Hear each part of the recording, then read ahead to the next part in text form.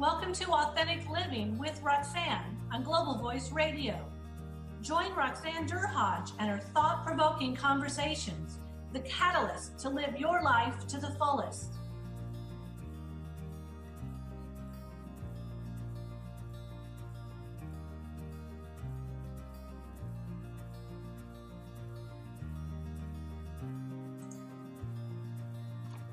Hi everyone, it's Roxanne Durhodge again. Welcome again to Authentic Living with Roxanne. What I have today is a very, very special young man, I think, in my opinion. And at 22, he's kind of moving and shaking in the world in a way that I was very curious when I met him, and have gotten to know him a bit better and hope to get to know him a lot better. His name is Andy Audate. So Andy, thanks so much for joining us all the way from California. So I wonder what your weather's like there tonight. Man, it's pretty warm here. I hear in Canada it's actually snowing. Is that true? Yeah, it was minus like 8, and today we're like +5, and we feel like we're like walking around in shorts, and it's not so nice. Oh man, see, last week I was in Rhode Island. See, Rhode Island's my hometown, and I landed on I landed on Wednesday.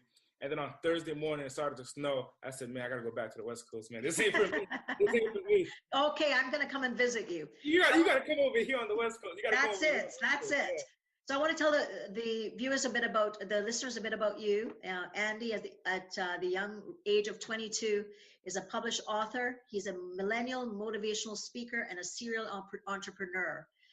He's recognized as an eminent speaker with a delivery of high energy and human potential. Raised in an impoverished environment, dropping out of college with a bit of formal, but dropping out of education.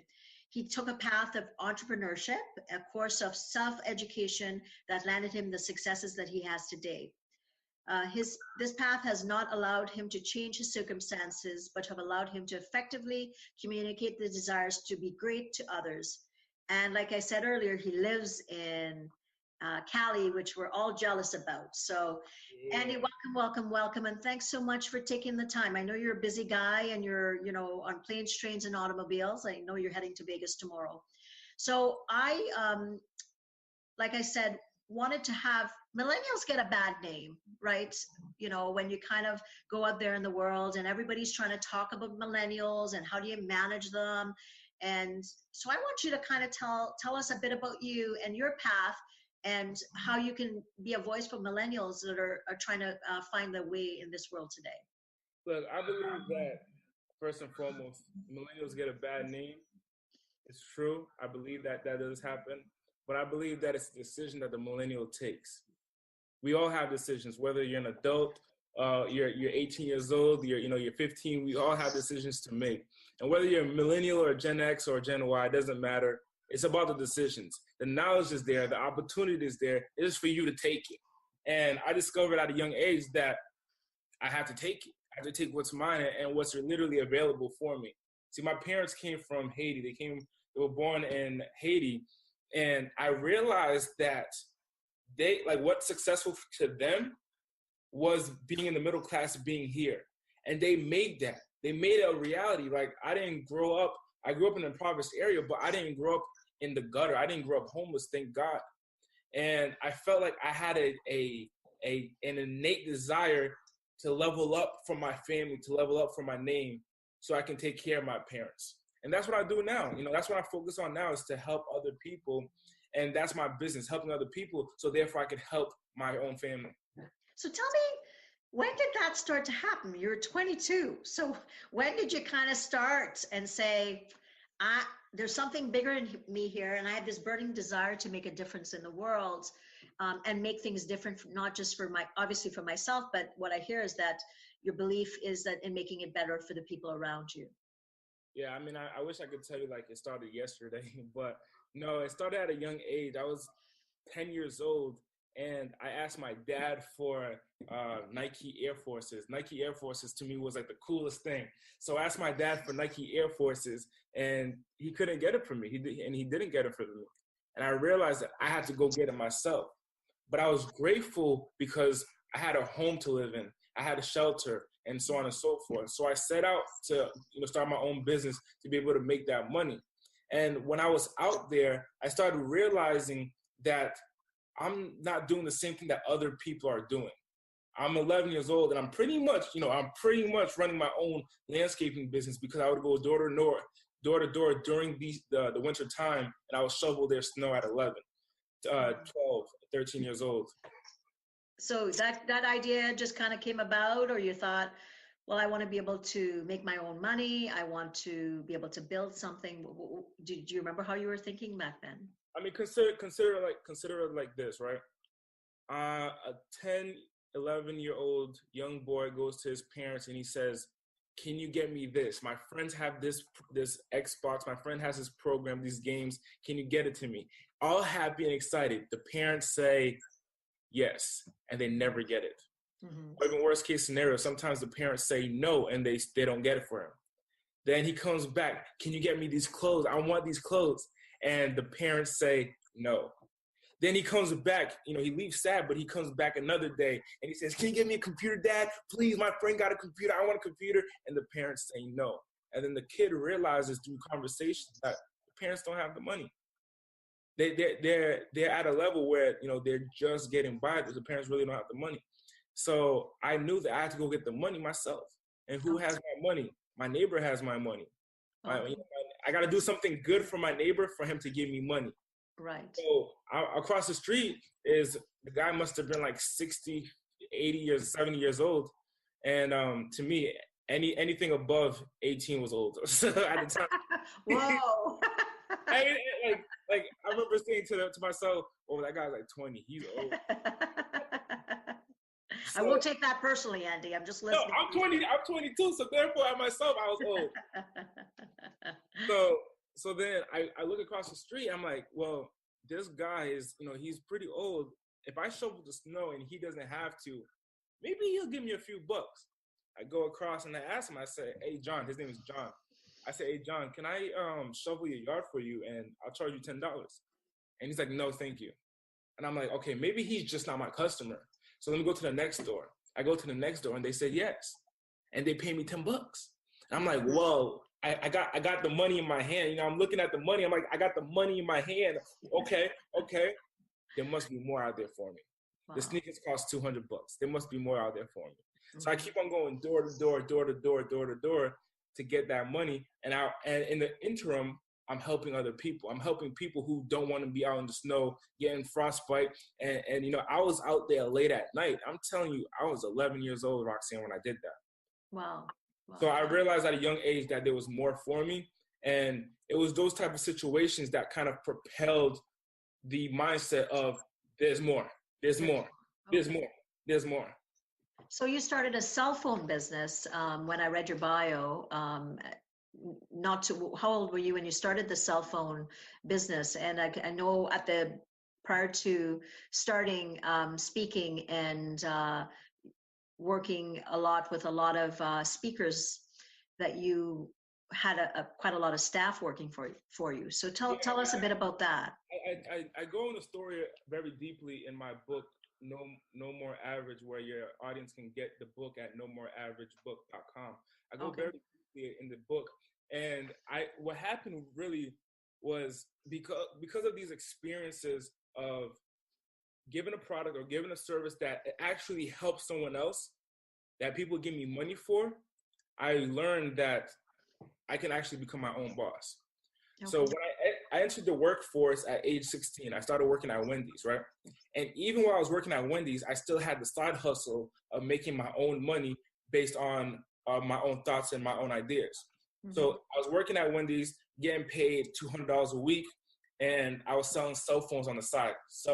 I'll have a Sidekick at the time, or whatever the phone is, Android, and I would use it, then I would sell it, get a new phone, and so on and so forth. Mm-hmm. Mm-hmm. And then I started selling sneakers. I realized there was a need or a want for sneakers in my school. This is around when I was in high school. And people were paying ridiculous amounts of money, Roxanne. Ridiculous amounts of money. So when I tell you that a sneaker that costs $160, somebody would pay $300 for, I said, wait, I might have myself a business here.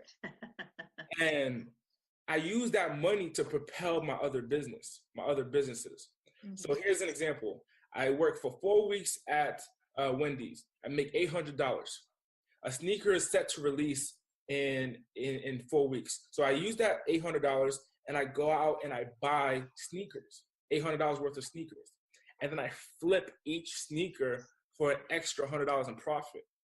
Mm-hmm. That's how my business really started working. But I knew there's levels to business. You could be making a couple $100s and that's a business. You could be making a couple millions, that's a business. Right. So I wanted to expand. And I knew that if I go into commission sales, I might be able to make more money in a shorter amount of time. Right. So I go into commission sales working at Metro PCS. I get a job at Metro PCS, start working at Metro PCS. I get a mentor that he owned a company. He owned 10 businesses of Metro PCS. And I was working in the front of the store that his office was behind me. And I would notice and pick up little things as to how he's operating his business. I would listen to him training employees. I would listen to him firing employees. And he would tell me, this is how you hire a person. This is how you fire a person. And then I remember walking in the back like, hey, what are you doing? Oh, I'm doing payroll. What is payroll? What is that? I'm 18. This is me being 18. What is payroll? And he'll tell me, payroll is when you do this, you do that, you do this, you do that. And I was saying, okay, awesome. So I started learning more about business. After a year of learning that information from my mentor, a coworker of mine who was a friend as well, he said, I believe in you, Andy. I think you should open up your own cell phone store. You just have so much knowledge. After overcoming some fear and battling that fear and winning over that fear, I opened up my first store at 19. That first store generated about $100,000 in 6 months. And I said, I got something in my hands right now.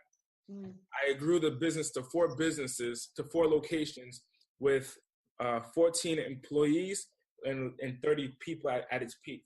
So 14 people on average. And I was 20 years old running that business. So yes, that is my background in the cell phone business. So you said something kind of important, and I think I'm curious, so I'm going to assume that the listeners are also curious.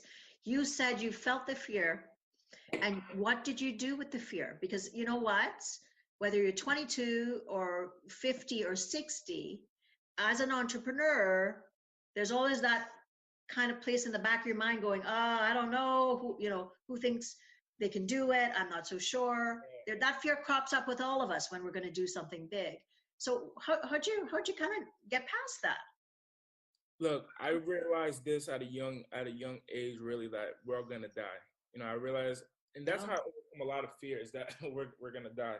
I'm very fearful. I'm a very fearful human being, as many other people are, because it's innately how my body wants to survive. It says that you might go broke if you join this venture, or whatever my brain thinks. But I realized that at one point I was born, but I also at one point I'm dying. No one's gonna get out alive, so I'm gonna die. And when I get scared, I just think about that point that I'm gonna die. Regardless if I do it or not, I'm gonna die. And I just do it, whether it be a large investment in myself. That's probably the most fearful things I've ever had, where I had to invest into myself. So give us an example of something that you did and you thought, oh wow, I don't know how I'm going to do this, but I'm going to take this step, and you did it anyway. Tell the listeners what you did, like an example of that. When I was 19 years old, and I saved up $7,000, right? I saved up that $7,000 to move out of my parents' home. I wanted to leave, so I had the money. And then when my friend suggested that I open up that business, boom! It was like a rush of fear smacking me in the face. Why would you do that? You don't know, you never ran a business before. You never got out there. Why would you do that? And it starts rushing into my head, and I started thinking of reasons why it won't work. Okay. Which I think is kind of normal, right? For most people, when they're stepping into something big, all of a sudden the ego kind of steps in and says, "Oh my God, you can't do this." Yeah. And when you take that step into it, things shift. 100%. 100%, but I'm happy I made that investment, because I wouldn't be here, because my mindset wouldn't have expanded to what what I'm working on right now and what I believe that I can go towards. Because if I didn't start there, I would still be trying to flip, cell phones for $100, or I would still be working on selling sneakers or things on the side. You know what I'm saying? Right, but you had to you started somewhere, and you expanded your mindset to believe that the next step is bigger, and that's where I need to be. And even though I'm feeling the fears from what you're saying, however you motivate yourself, whether it's by I'm afraid or I'm fearful of death, you did something that shifted that ability to go up the next step. And since then, you've obviously written the book. So tell us what kind of, how did that idea come about? Like, did you come up with it on your own? I know you hang out with some pretty heavy hitters, speakers and stuff like that. Tell me where the birth of the idea for the book came from. Okay, but to finish off the conversation about fear, yes, I still feel the fear. I still feel it, and I still decide to go after what it is that I'm pursuing, regardless of how I feel of that fear, because I know that my dreams lie on the other side. So I go after my dreams, not after me succumbing to the feeling of fear. Now about the book, about the book, No More Average. I was smoking weed. I was actually smoking a blunt, and I'm around a few individuals, and they're passing the blunt in a circular pattern. That's how you take your hit, you pass it to the left. You take your hit, you pass it with your left hand to the right. So I passed it, and I'm like thinking to myself, I'm like, yo, this people that I'm around, this is as I'm a business owner. I'm a 19-year-old business owner. I have employees, I have payroll, and I'm saying to myself, I'm not supposed to be here. Like I'm looking at these individuals, I'm like, they may have some love for me, they can care for me, but I'm not supposed to be here. I'm thinking to myself, look, I'm average. I'm just like them. And I'm doing the same thing that they're doing. It's cool I got my own business. It's cool I got my own car, and I'm paying people. I got my own money, but I'm average. And scenarios like that played throughout my life a lot, where I realized that innately I'm supposed to be living a different life, but outside, externally, I'm doing what everyone else is doing, which is average. Average is defined as mimicking the efforts and ideas of other people. So the people that are around me had an influence on me to do what they were doing, smoking weed, chilling and relaxing all day, when I knew that I was supposed to be doing something greater with my life. And that's what the book is really based on, doing what you know that you want to do, not what people have you doing around them. And it all starts with the different types of influences that you have in your life. So I'm assuming you made that change with the people that you hang around. I mean, we were just in New York, and I kind of saw the people that you hung with, and they're people, not just men, but also women that are doing big things in the world. Yeah, 100%. I don't hang around with the same type of individuals that I hung around with many years ago. I've expanded my network so much that I really don't have the time to even fathom those thoughts to hang around with this type of individuals anymore. And my caliber of friends have changed as well. Absolutely. So tell us, and I know I'm picking on millennials, and it doesn't, but I think you really have a voice to speak to young people, because what we know is happening today, unfortunately, that a lot of younger people are having issues with anxiety, depression. They're concerned about their future. They're thinking, how am I going to make it in the world?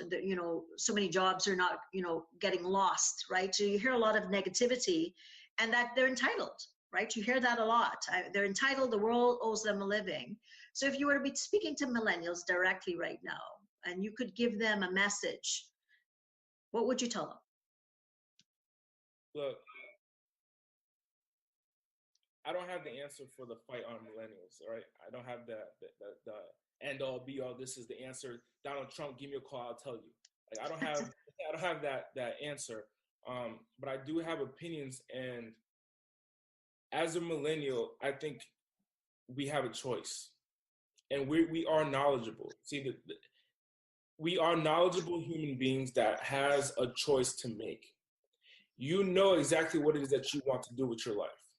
Now, this is why I believe that millennials are so so much directionless. They think they don't have direction is because they're living in that average sphere of being told what to do and going after that, right? Mm-hmm. So here's an example of what millennials actually go through, a real world example. You're 18 years old, you just graduated college, high school. You know in the back of your brain that you want to go and you want to do dance. You want to be a dancer. This young girl wants to be a dancer. Her mom says, no, you're going to school to be a doctor. Doctors are where the people make money. Now, this girl wants to make her mom happy. So she says, okay, I'll go to school. I'll go to school. I'll listen to what you say. You never steered me wrong. I'll go to school and do that. Now, here's why they don't succeed in both. It's because they're half-hearted. They go to school to become the doctor, but in the back of their brain, I should be doing this. I should be dancing. I don't know why I'm here. And therefore, they're not actually going after the doctorate the way that they should be. And they're not going after the dancing the way that should be. So now they become stuck. Right. And they live their life stuck for so long that now they're depending on other people for information. Mom, what do I do now? Like, you told me to be a doctor. There's no doctor jobs. Like, what do I do now, Mom? You know, you got to give me something because you're telling me go get money. I can't get money because there's no work for me. But I wanted to be a dancer and I would have been great at it, but I didn't do that because I listened to you. So you give it to me. What do I do now? And it's given to them. Mm-hmm. These things are given to them. When you look at, a homeless person nowadays, even homeless people get help. So it's like everyone is entitled to something now. It's like this feeling of I'm entitled to something. When you're homeless and you're living out in Skid Row, people give you food. So it's like, I want the food that you're supposed to give me. You know, I want the food that you're supposed to give me. So what I'm trying to say is that if you go after what it is that you truly want, you'll realize the hard work that it actually takes to get there. You'll realize that you're not entitled to anything. But if you are going the route that other people tell you to go to, and when you start hitting those roadblocks, you look at other people to tell you what to do next or to just give it to you. Really, and what you're talking about is really what this show is based on, which is to live authentically, right? Which is to listen to what is deep down inside, like the dancer, right? Yeah. To really live that value, because, if we live outside of ourselves and we hit those bumps, guess what happens? We fall down, we smack our face, and then we get up and we think, oh, my life sucks. But if we fall down when we've got a vision and we're listening to the fact that I want to play the piano, I want to be a lawyer, or I want to own my own business, and you fall down, you still have that deep down inside desire to make a difference with what you do. So you're talking about listening, and that listening becomes focus. Is that correct? Listening to yourself. Yes, absolutely. Absolutely. Listening 100% to yourself. So tell us a little bit about your speaking, because I had the privilege of coming out to see you in New York with Les Brown and Omar Periu, some really big guys, and what lovely people, by the way, and had an amazing experience. So tell I kind of know the story, but I'd like the listeners to know kind of how you here's this new circle. And you're the person connecting with me that gets me on stage with Les Brown, and I'm like, this guy's 22 and he's getting me on stage with Les Brown. Wow, I got to get to know this young man. So tell the listeners a little bit about how you kind of got around these individuals and some of the circles that you're continuing to get introduced to. Similar to what's going on. I hear like an echo. I don't know. I don't hear it on my end. I'm okay. Okay. I think we're good. We're good.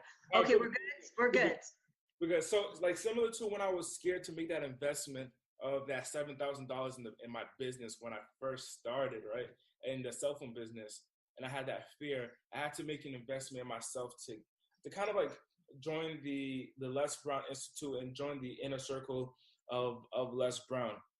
And because I noticed that there's a lot of people that talk, but there's not a lot of people that show up.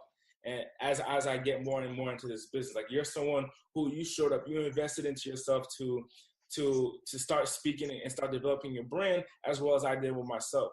And there were perks that you got for doing that, and as well as myself.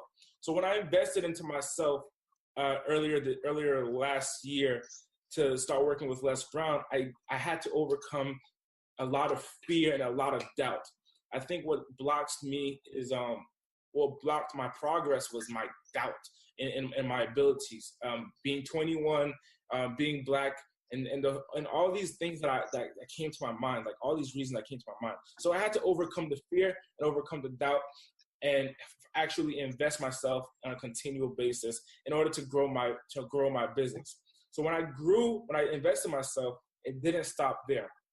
I started getting in the inner circle, not necessarily. I started getting like around the type of people who were, Les Brown and Les Brown's children and the executives in his company. I started getting around them, but I wasn't part of it just yet. It took a lot of time and it took a lot of work and it took a lot more investment. But eventually, when I kept on working my way in, I was around so much that I became part of the circle, right? I kept on continually investing to the point that I became part of the circle. And it came to a point where it's like, without Andy, something's missing. Like something's missing.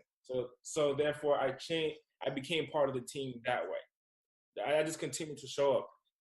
Nothing's gonna happen to I thought about it the other day. I live in Los Angeles. The Les Brown office, when they were there most of the time, was in Miami. And I remember sitting in the office one day and someone says, "Hey, where do you live?" I said, "Los Angeles." And they said, "How do you live in LA? You're always here. You must live like down the street or something." I was like, "No, I live in LA. I live on the other side of the country." And I was showing up as much as someone who lived in Florida was. I just kept on showing up. And I focused on like one core group to be with. Because I realized, like, if Tony Robbins has programs, and Grant Cardone has programs, and who else is it? There's another guy. Yeah, Canfield, maybe. Jack Canfield, yeah. Jack, he has programs. So Greg Reed, he has programs as well. So it's like, if I was hopping around, I wouldn't have gotten the best exposure, because it would have been like, oh, I came once and like, who was that person? Who was that Black guy? So I didn't want that. I knew that to commit. And I remember saying to myself, I'm committing to do whatever it takes. And I said to myself, bandwidth, by any means, whatever it takes, by doing any means necessary, and doing whatever it takes. So I kept on showing up to the point where they were like, without Andy, this is kind of weird. Like, why isn't Andy here? I became part of the team because I kept on being there. And then eventually, that's really how it all started for me. Kept on showing up, continually investing in myself, being there so much that, where's Andy? That's the kind of what I wanted to happen. Where's Andy at? Like, where's Waldo? Where's Andy? Yeah.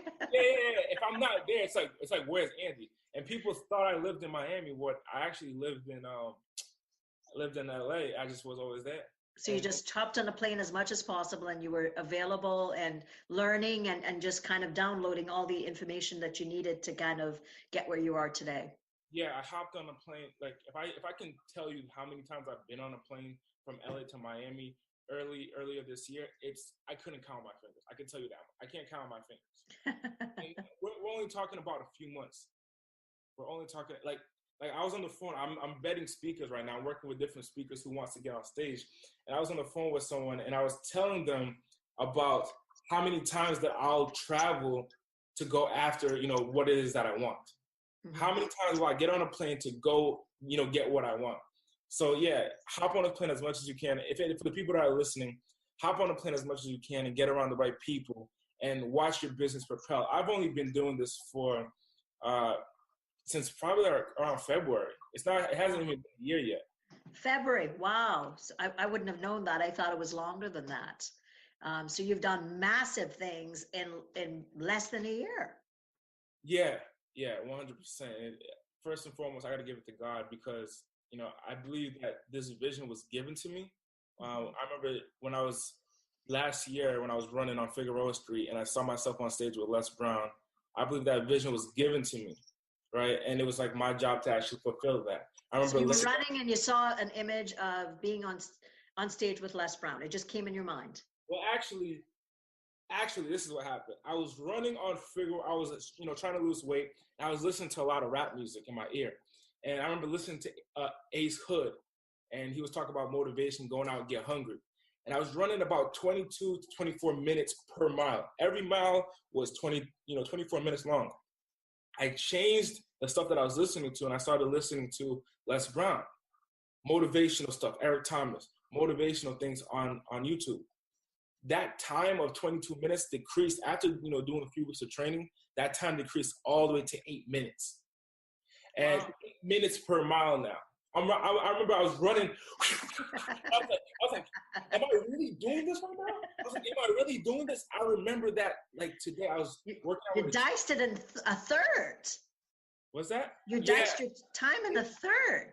I was so shocked as to what my body was able to do. I went home and I said, look, this is crazy, dude. I've never, ever ran under 10 minutes in my life. And that's the power of visualization. And I'm going to tell the story how I met you. And I'm trying to remember initially if I had reached out to you or you had reached out to me. And you had offered me the opportunity to get on stage with Les, and I didn't realize it. You just reached out. I don't know if you explicitly said it. At which point? Say that one more time. The first event that you had in California. Yeah. You had reached out, and when I look back, there was a dialogue between me and you. And I didn't realize at that point, the extent of what you were doing. And I didn't realize that Les Brown was one of the speakers at that time. I went back after accepting the opportunity in December and looked back at my old email, the old messengers, and it said, it said the opportunity to speak with Les. My mindset, obviously, I must have missed it. Something happened. And what happened to me was talking about visualization and the power of mindset was probably about, we were on stage in December on the 6th. And about 6 weeks before that, I had done a vision board. And on the vision board, I had written who I wanted to be on stage with. And in the middle of a couple of names was Les Brown. And I would look at the vision board, but not every day. And not until you and I talked again, and I was actually making the arrangement to go, I looked back at my vision board and I'm like, oh my goodness, here's Mr. Les Brown right on my vision board. And I hadn't stopped to realize it, right? So that was 7 weeks prior to me being in New York City. So what I remember is that you contacted me. You contacted me earlier in the year for my first event. Right. And we talked about you investing to speak at my first event. Right. And you declined, and for some reason you declined. But then after that event, you put on your vision board that you wanted to speak on the same stage as Les Brown. Right. And then after my event, you reached out to me again. And you were talking about you speaking on one of my stages, and you said, and then what happened? I didn't realize the first stage was with Les Brown. Gotcha. I didn't even realize that, and nor did I realize that I really wanted to speak with Les Brown until I looked back at my vision board and I put, a couple of names on there, like Mary Folio and, different people, and then I put Les Brown. So it's a power of that visualization, even though you're maybe not doing it every single day.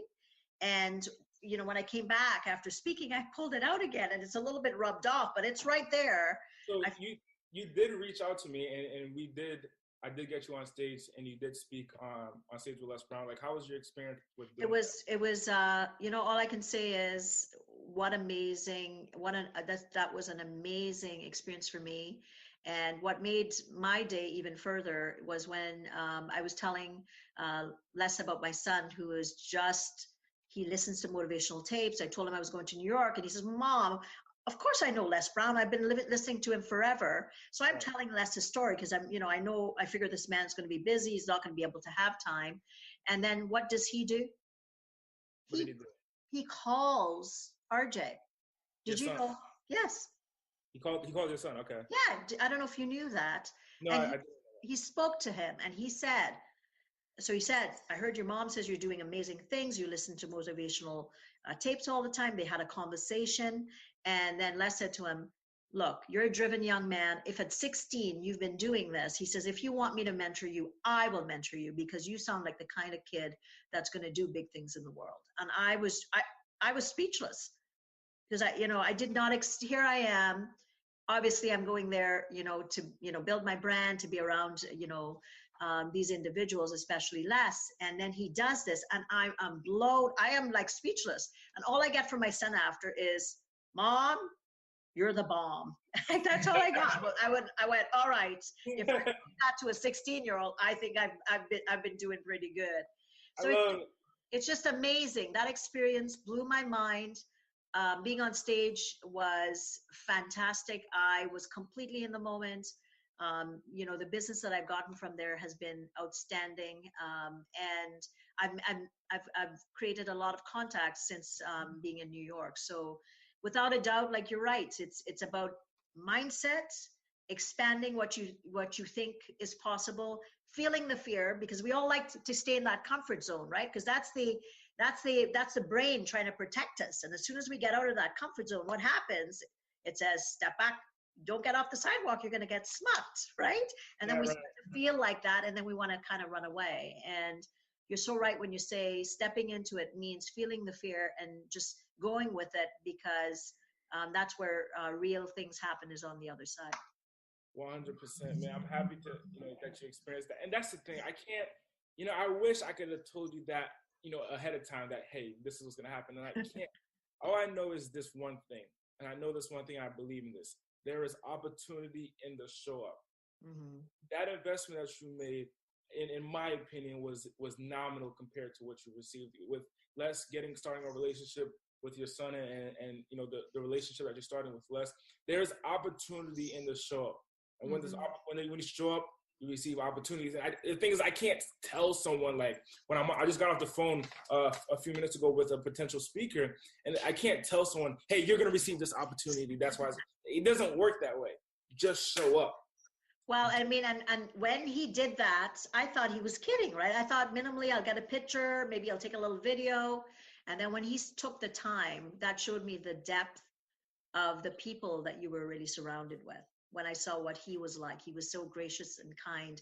And, for me, that just made my experience just one of those pinnacles of things that I will remember in my kind of my foray into, speaking full time. So tell me, what do you want to leave with the viewers? Is there anything? I keep saying viewers, listeners, and obviously the viewers when this goes on YouTube. What would you like people to walk away knowing about you? I also want you to tell them where they can buy your book, where they can get a hold of you, those types of things. Well, first and foremost, look, I'm about to write a book that's called that. Like, there's opportunity in the show up, right?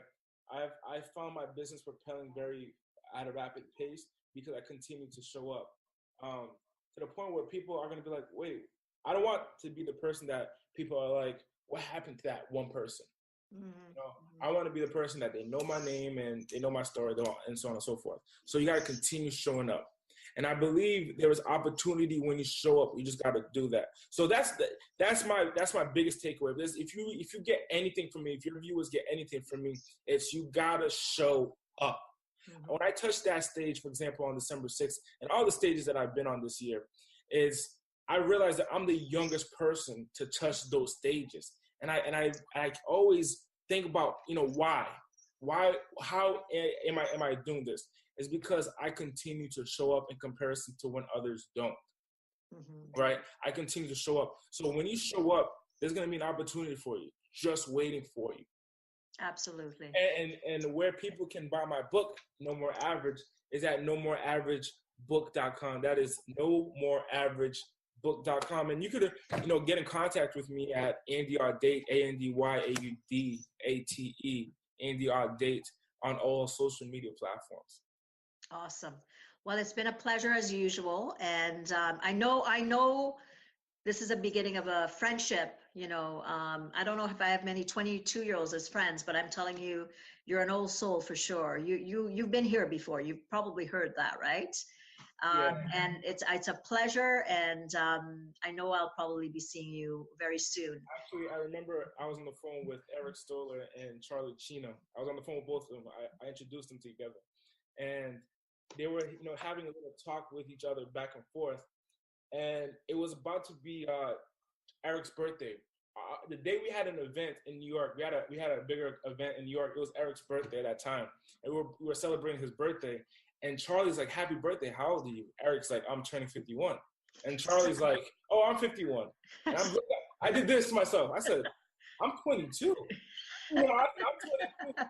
Look, I do get around these type of people, so you are my friend.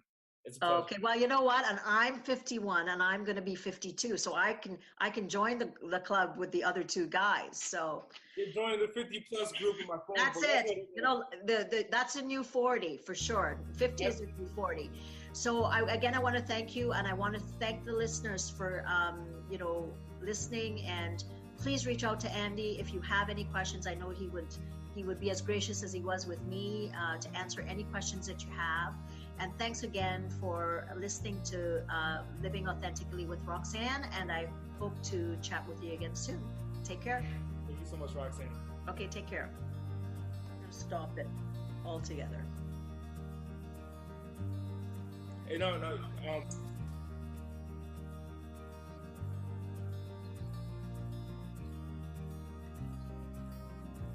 Join Authentic Living with Roxanne every Thursday, 11 a.m. Eastern on Global Voice Radio.